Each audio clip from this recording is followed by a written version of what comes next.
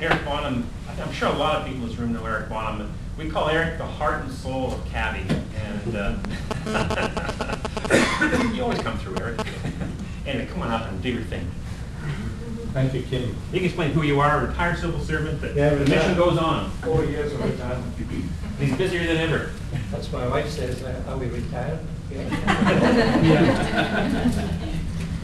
Thank you very much. It's a pleasure for me to follow up on Lynn, because Lynn and I worked together in the ministry, and great respect for Lynn's analysis and thinking. Always has been that way. It's great she involved in one stuff. What I'm going to do is take you through the story of CAVI. And I think it's a natural alignment, because Lynn has set the context where the government wants us to go.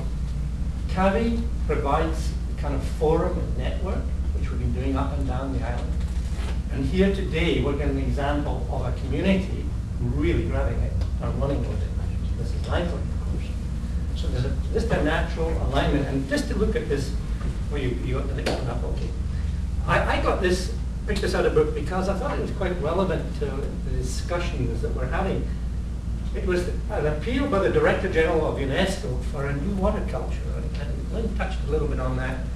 And he said this in the World Water Day 2000. There is a fundamental truth which I would like to emphasize. The water supply does not run dry when it is drawn from the well of human wisdom.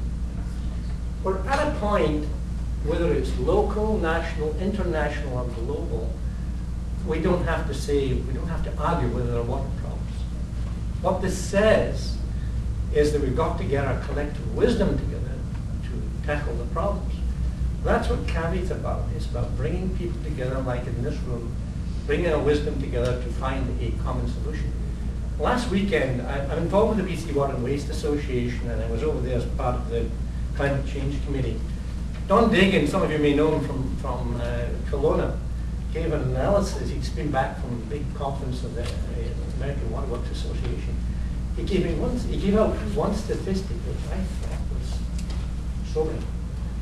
He said in the United States of America, this is what they came up with, 31 of the 50 states, within the next 5 to 8 years are going to experience quite severe, or the start of quite severe drought issues, stress and water. And that's a huge number. And having said that, this is what CAVI is trying to do, as we are as a team, is to get ahead of the game, to look down the line and see what we can do to sort of face up to the fact of climate change and water sustainability issues. Are you going to do that? Yeah. Yes,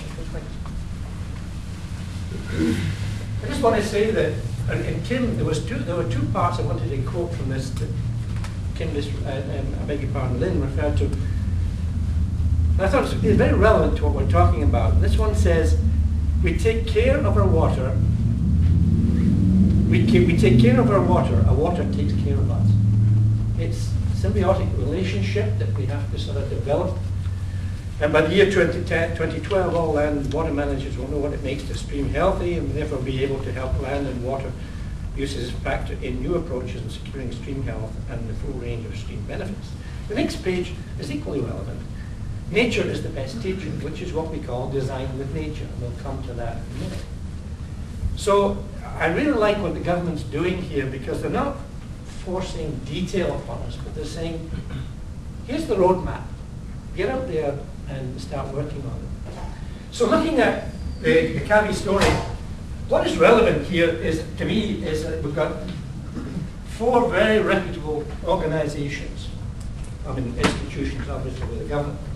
The BC Water and Waste, for those of you who don't know, is an organization with about 3,500 members. It has all kinds of people, from suppliers to developers to politicians to designers to operators. And the Real Estate Foundation is a very credible organization. It's been extremely helpful in helping CAVI to launch its program. And I think it's relevant, and Kim, Lynn can answer this one. You don't get the Ministry of Environment and the Ministry of Community Development joining a vision like this unless they feel there's legs in it. In other words, it's got to be going somewhere. And it's, from our perspective, we are really privileged and happy that both these ministries have been superb supporters. So creating our future, the new business as usual means doing things a different way, but it becoming the commonplace. That is, we'll be looking at innovative ways of doing business. And we use this mantra throughout, visualize what we want Vancouver Island to look like in 50 years. So we do some real long-term plans. Quickly how it happened. Well, it started back even before May 2005, but it started with a group of us just going around talking to people about where we want to see Vancouver Island go in the future. And we found, and we pulled together a bunch of folks, and it was interesting because we found a quote, because it's lonely being a champion everywhere in local government is so busy, participants expressed a strong desire to build resources. It's true. And it's just trying to create a method like that. You know, by the time we get around the paperwork, we forget the vision that we really all want to work on. And it reminds me of, of Margaret Mead's never doubt that a group of concerned citizens can change the world. Indeed, it's the only thing that ever did. But that, I mean, we bring the vision together, we bring the people together to work on solutions. Next. So CAVI started with an idea, a conversation, it's about sharing knowledge and ideas. It's about creating partnerships. It brings together those who plan, regulate local government, those who build, developers, and those who provide the legislative framework. We feel these three participation of these three areas was important if we were really going to focus and move forward. Again. In 2007, there were parallel showcasing green infrastructure innovation series, of which this is one, and in 2008, on Vancouver Island and Metro. The whole point of it was showcasing innovation series is resonating because it allows governments to tell their stories in a way that no other forum currently provides. For instance, CAVI is not something I keep saying you look up on the yellow pages. It's a concept, it's a vision, it's a collective ideas, it's people coming together to work towards a common vision. Next please. In 2008, we had an excellent session back in View Royal about 10 days ago. Today, of course, we're at Langford, and the University of Victoria, we're on October 10. I want to mention our connection to the educational side of things. We've made a real point of connecting with the University of Victoria, Royal Roads, Malaspina, and Camosun on this work, so we bring those ideas into the mix. Next, please. So I think this is key to the whole thing. As we started out talking about the centricity, the importance of water. CAVI promotes water-centric planning and a design with nature way of thinking and acting to create livable communities in balance with ecology, and also taking into account, of course, the climate change issues. Again. If there's only one slide that remains in your mind, it's probably this one. This is the whole concept of design with nature, and it was McCarg, I believe, came in 1969, started this idea of designing with nature. Why would classic engineering, I am one, we tend to sort of not look in the right place for the answers.